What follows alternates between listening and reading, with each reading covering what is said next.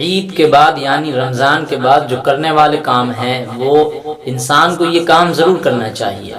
سب سے پہلا کام یہ ہے کہ خوب دعا مانگا کرے، چاہے اس کا دل لگے یا نہ لگے، لیکن دعا مانگنا ہے۔ دوسرا کام ہمیں یہ کرنا ہے کہ ہم قرآن کی زیادہ سے زیادہ تلاوت کریں۔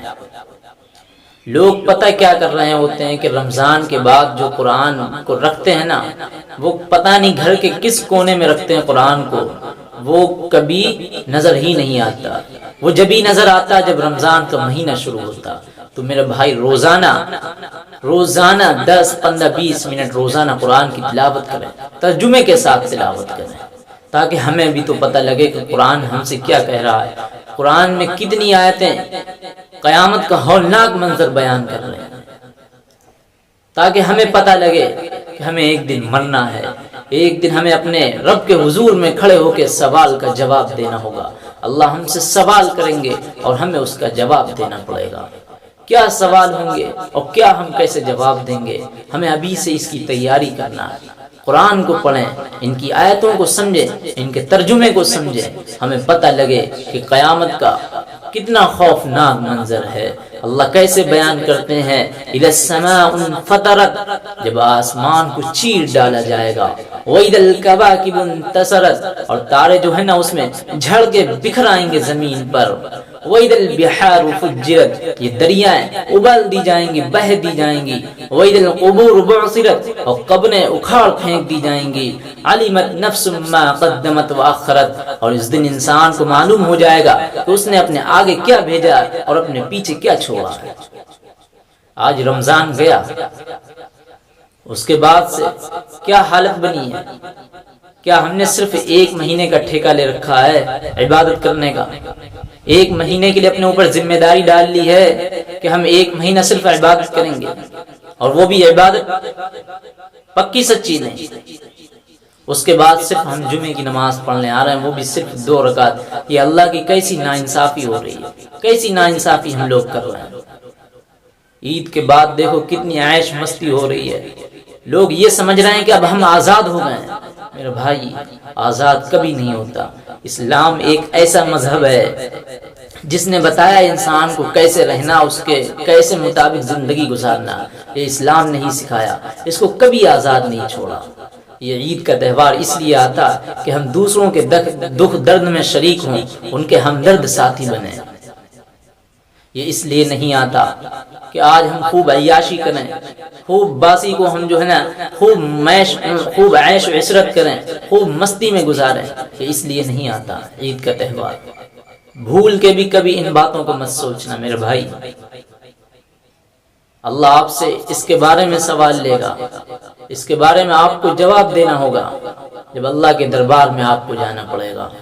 اللہ کیسی کیسی آیتیں بیان کرتا ہے کہ اللہ نے تمہیں کیسے پیدا کر دیا، کیسے تمہیں پیدا کر دیا، ایک بے جان چیز سے تمہیں انسان بنا دیا، تمہارے ہاتھ دے دیے، آنکھ دے دیے، کان دے دیے، ناک دے دی، سب کچھ دے دیا۔ اللہ کہہ رہے ہیں اس کے بعد کہ ہمارے پاس اتنی طاقت نہیں ہے، اتنی طاقت نہیں ہے، الیس ذلک بقادر علی ان یحیی الموتى، کہ ہم تمہیں مرنے کے بعد دوبارہ زندہ اٹھائیں۔ ثم انکم بعد ذلک لمیتون، کیا ہم تمہیں دوبارہ اٹھا نہیں سکتے؟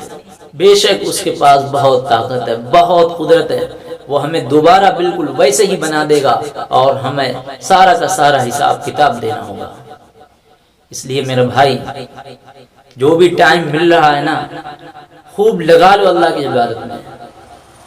دیکھو صبح کا بھٹکا ہوا اگر شام کو آ جائے نا تو کچھ بھی نہیں جاتا۔ اگر اس کے پاس حوصلہ ہے نا تو وہ ساری چیزیں ریکور کر سکتا ہے، ساری چیزیں واپس لا سکتا ہے۔ کیسی عیش مستی میں ہم لوگ گزار رہے ہیں اس زندگی کو۔ یہ دنیا مومن کے لیے تو بتلائی گئی تھی کہ قید خانہ ہے، الدنیا سجن المؤمن وجنت الکافر، اور وہ بھی ہم نے رمضان کا 1 مہینہ بس خالی صرف عبادت میں گزارا۔ اس کے بعد ہمیں یقین ہو گیا کہ ہماری عبادتیں قبول ہو گئیں، کیا ہماری روزے قبول ہو گئے، کیا ہماری تراویحیں قبول ہو گئیں؟ کچھ نہیں پتا، کچھ نہیں پتا میرے بھائی، کچھ نہیں پتا۔ نہیں گھمنڈ کرنا چاہیے ان عبادتوں پر۔ بتلاتے ہیں کہ نیکی پر غرور نیکی کو تباہ و برباد کر دیتا ہے، لیکن گناہ پر ندامت گناہ کو مٹا دیتا ہے۔ میرے بھائی یہ مسجدیں خالی ہو گئیں، یہ انسان بھی کیا چیز ہے نا، ایک چاند دیکھ کر مسجدیں بھر جاتی ہیں، اور جب دوسرا چاند دیکھتا تو مسجدیں پتلی گلی سے خالی ہو جاتی ہیں، پتلی گلی سے لوگ نکل لیتے ہیں، خالی ہو جاتی ہیں، مسجدیں ویران ہو جاتی ہیں، صرف جمعہ پڑھنے آتے ہیں، وہ بھی صرف 2 رکعت۔ یہ کیسی ناانصافی ہے، کیسی ناانصافی ہو رہی ہے۔ ایک محنت مزدوری کرنے والا انسان 8 گھنٹے بوری اٹھا سکتا، دھوپ میں گٹیاں بھر سکتا، مورم بھر سکتا، سب کچھ کر سکتا ہے، لیکن پنکھے کے نیچے صرف 10 منٹ اللہ کو نہیں دے سکتا۔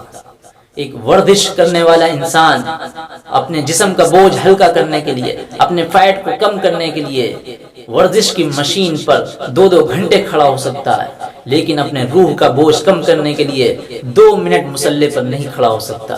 یہ کہاں اور ہم آپ گزار رہے ہیں زندگی کو، کہاں پر اور ہم آپ اس زندگی کو گزار رہے ہیں؟ ذرا سوچیں، ذرا سوچیں۔ ایک اذان ہوتی ہے، ایک مارکیٹ کی دکانیں نہیں بند ہوتی، لیکن اگر کہیں ایک گولی چل جاتی ہے یا ہمیں الرٹ کر دیا جاتا ہے کہ آج یہاں پر زلزلہ آنے والا، یہاں پر ہمیں بھوکمپ آنے والا، تو ہم لوگ ڈر جاتے ہیں، فوراً دکانیں بند کر دیتے ہیں، بھاگ جاتے ہیں۔ موت کا ڈر ہے، لیکن جس کے ہاتھ میں موت ہے اس کا ڈر نہیں ہے۔ یہ کیا بات ہے، عجیب معاملہ ہے۔ جس کے ہاتھ میں موت ہے اس کا ہمیں ڈر نہیں ہے۔ موت سے ڈر رہے ہیں، لیکن موت سے ہم بچ کبھی نہیں سکتے، کبھی نہیں موت سے بچ سکتے۔ اگر بچنا چاہتے ہو تو میرے بھائی جہنم سے بچ سکتے ہو، جہنم کی آگ سے بچ سکتے ہو، دوزخ سے بچ سکتے ہو، لیکن دوزخ سے نہیں بچنا چاہ رہے ہو، موت سے بچنا چاہ رہے ہو، لیکن موت سے کبھی نہیں بچ سکتے۔ یہ دنیا کا سب سے بڑا سچ ہے کہ موت آپ کو آنا ہی آنا ہے۔ یہ گورے بھی بہت اچھی طرح یہ بات جانتے ہیں کہ موت انہیں یقینی طور پر آنا ہی آنا ہے، وہ جبکہ موت سے بہت ڈرتے ہیں، بہت ڈرتے ہیں۔ میرے بھائی کیا حال ہو رہا ہے، کیا ہو رہا ہے کہ ہم 5-10 منٹ اللہ کو روزانہ نہیں دے سکتے ہیں۔ کیوں نہیں دے سکتے ہیں؟ کیا وجہ ہے، کیا وجوہات ہے، کیا علامتیں؟ میرے بھائی اپنی زندگی کو اپنے اعمال سے جوڑو، اپنی زندگی کو اپنے اعمال کے مطابق جوڑو۔ ایک واقعہ تھا نا کہ مسلسل 3 دن جنگ ہوتی رہی، 3 دن جنگ ہوتی رہی، 3 دن لڑتے رہے، لیکن اس کا رزلٹ نہیں نکل رہا تھا، نہ تو وہ ہار رہے تھے نہ تو وہ جیت رہے تھے۔ تو انہوں نے ایک بزرگ سے پوچھا، انہوں نے پورا معاملہ بتلایا کہ کیا کرنا چاہیے ہمیں۔ تو انہوں نے کہا کہ ضرور آپ سے کچھ مسٹیک ہو رہی ہے۔ انہوں نے پوچھا کیا مسٹیک ہو رہی ہے؟ انہوں نے بتلایا آپ سے ایک مسواک کی سنت چھوٹ رہی ہے۔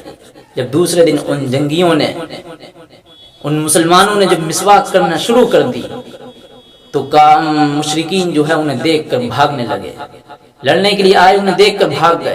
انہوں نے پوچھا کیوں بھاگ رہے ہو؟ وہ تو کہنے لگے آپ تو تلوار سے لڑ رہے تھے، لیکن اب تو آپ دانت پہنے کرنے لگے ہیں، مجھے ایسا لگتا کہ آپ مجھے کچا کھا جائیں گے۔ میرے بھائی اپنے اعمال کو زندگی سے کنیکٹ کرو۔ آج یہ ہمارے اوپر ذلت کیوں آ رہی ہے؟ اس کی وجہ کیا ہے؟ کیا یہ ساری وجہ نہیں ہے؟ عید کے بعد ابھی میں نے ایک ویڈیو دیکھی تھی کہ اس میں سارے کے سارے مسلمان تھے، وہ صرف ٹاکیز میں بیٹھے ہوئے ایک فلم دیکھ رہے تھے۔ کیوں اتنی بھیڑ لگا رہے تھے وہاں؟ کیوں لگا رہے تھے میرے بھائی؟ کیوں لگا رہے تھے؟ کیا عید کے تہوار اسی لیے آیا تھا کہ عام عیش مستی کریں، ہم اللہ کو بھول جائیں، اللہ کو ہم بھول جائیں؟ میرے بھائی موت کسی بھی حال میں آ سکتی ہے، کسی بھی حال میں آ سکتی ہے۔ دیکھو دنیا میں آنے کی تو رسم ہے کہ پہلے دادا آتا ہے، پھر بیٹا آتا ہے، پھر پوتا آتا ہے، لیکن جانے کی کوئی رسم نہیں ہے۔ کوئی بھی جا سکتا، کسی بھی منٹ میں جا سکتا، چاہے ٹھیک ہو یا نہ ٹھیک ہو، کسی بھی حالت میں جا سکتا۔ میرے بھائی کیا ہم مر کے اسی طرح چلے جائیں گے؟ آج ذلت کی زندگی کیوں جی رہے ہو؟ کیوں وہاں ٹاکیز میں اتنی بھیڑ لگائے پڑے ہو؟ غیر مسلم ہم سے کیا عبرت حاصل کریں گے؟ انہیں کیا ہم سبق سکھائیں گے؟ وہ تو کہیں گے یہ ہم سے بھی گئے گزرے بدتر لوگ، ان سے ہم کیا سبق حاصل کریں گے؟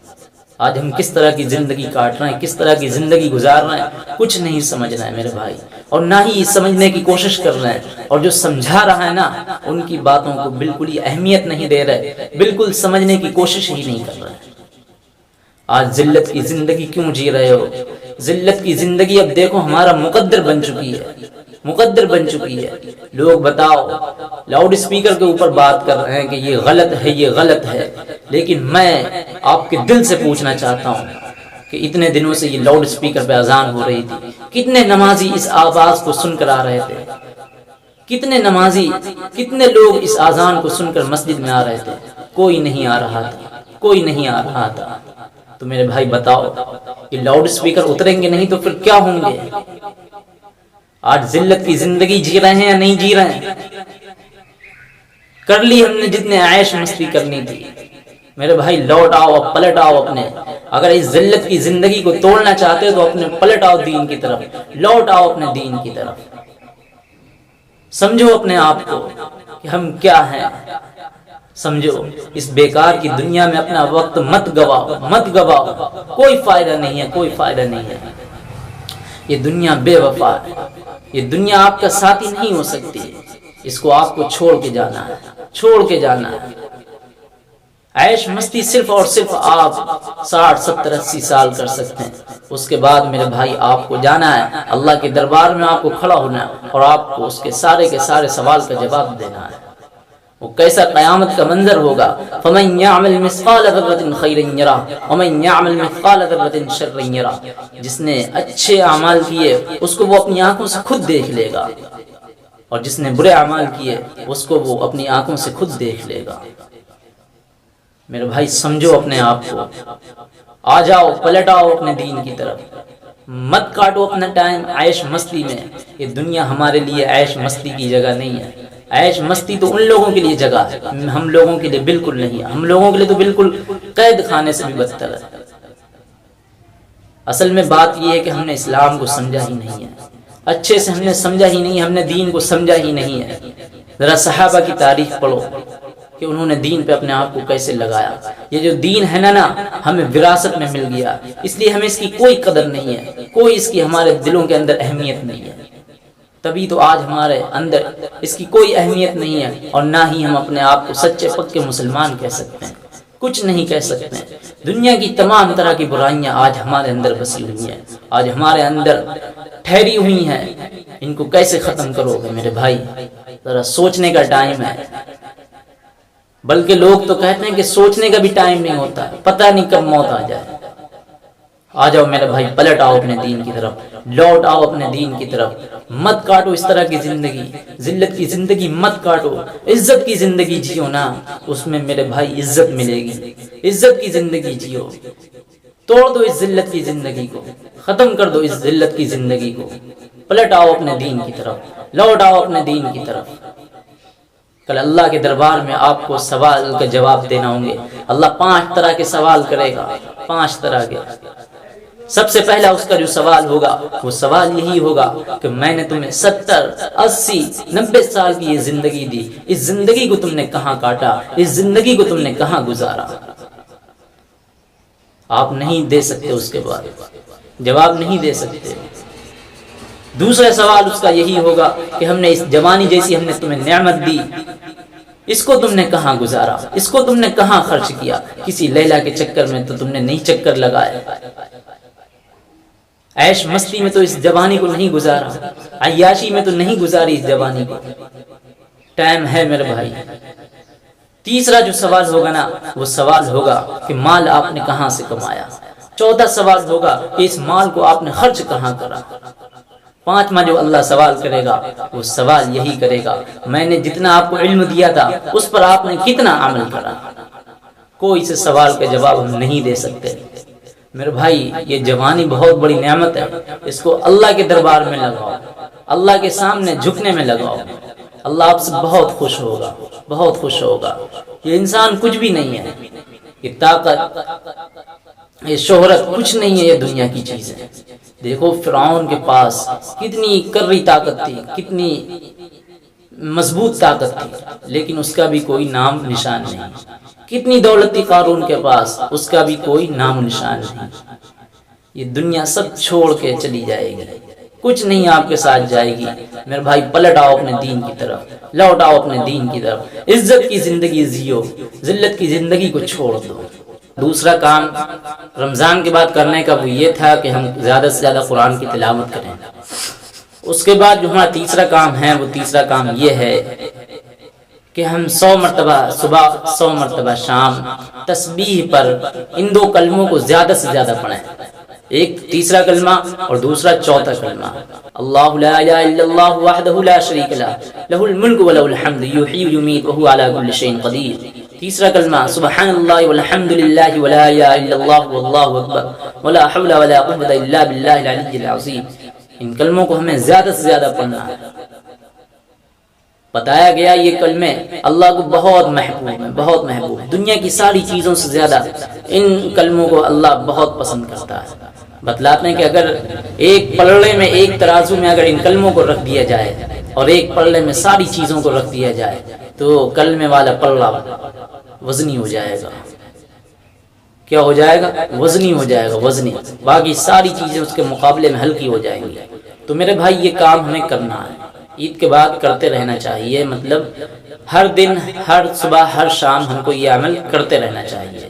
اور خاص طور سے چوتھا جو ہمیں کام کرنا ہے وہ کام یہ کرنا ہے کہ ہماری نمازوں، ہماری عبادتوں کی پابندی ہو، پابندی ہو، پابندی۔ تو ہم انشاءاللہ یہ سارے کام کریں گے، ٹھیک ہے۔ اللہ تعالی ہم لوگوں کو کہنے سننے سے زیادہ عمل کرنے کی توفیق عطا فرمائے۔ وآخر دعوانا الحمد للہ رب العالمین۔